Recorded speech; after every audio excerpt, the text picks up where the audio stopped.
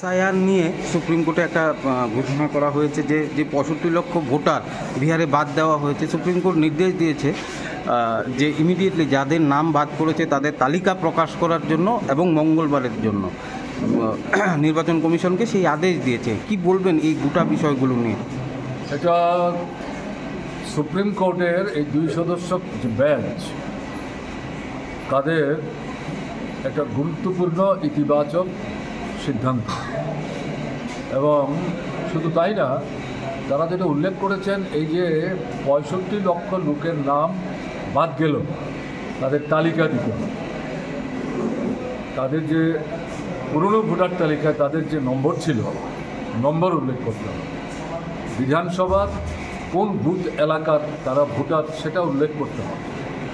কেন বাদ পড়ল সেটাও উল্লেখ করতে হবে।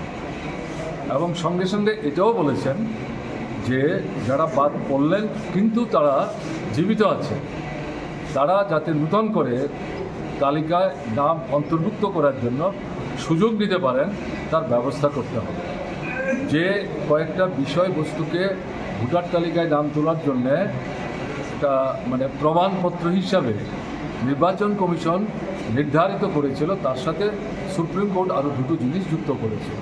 সবটা মিলিয়ে যেটা মনে হয়েছে যে সারা দেশে যেভাবে এই ভোটের কয়েক মাস আগে স্বাধীনতার পরে প্রথম এভাবে সংশ্লিষ্ট রাজ্যের ভোটার তালিকা নূতন করে একটা অভিযোগে গিয়ে তারা যে মূল্যায়ন করার চেষ্টা করছে, এখানে সন্দেহ তৈরি হচ্ছে, সংশয় তৈরি হচ্ছে, ভোটের অধিকার হরণ করার চক্রান্তের মতো কাজ করছে। এই ধারণা নিয়ে পার্লামেন্টের ভেতর, পার্লামেন্টের বাইরে ঝড় উঠেছে। সরকার পার্লামেন্টের মধ্যে এটা নিয়ে কথা বলতে চাইছে না। এটা দুর্বলতা, শক্তির লক্ষণ না। জনগণের মধ্যে বিজেপি এবং তার সঙ্গীয়দের যে বিচ্ছিন্নতা বাড়ছে, জনগণ যে তাদের উপর আস্থা হারাচ্ছে, এবং তারা যদি নির্বিঘ্নে ভোট দিতে পারে তাহলে তাদের ভোট যে এদের বিরুদ্ধে যাবে, এই ভয়ে ভীত সন্ত্রস্ত হয়ে তারা বাছাই করে করে নাম বাতিল করার চেষ্টা করছে। এবং তার মধ্যে বিশেষ করে তারা চিহ্নিত করছে সংখ্যালঘু মুসলিম অংশের মানুষ, দলিত অংশের মানুষ, এবং তার মধ্যে বিশেষ করে তো তফসিলি অংশ আছেনই, ওবিসি অংশের মানুষ আছেন, ছোটো বাজারে ব্যবসায়ী আছেন। তারাই সবচেয়ে বিধ্বস্ত এবং তাদের উপরেই তারা আস্থা হারিয়ে ভোটার তালিকা থেকে তাদের নাম বাদ দেওয়ার চেষ্টা করছে।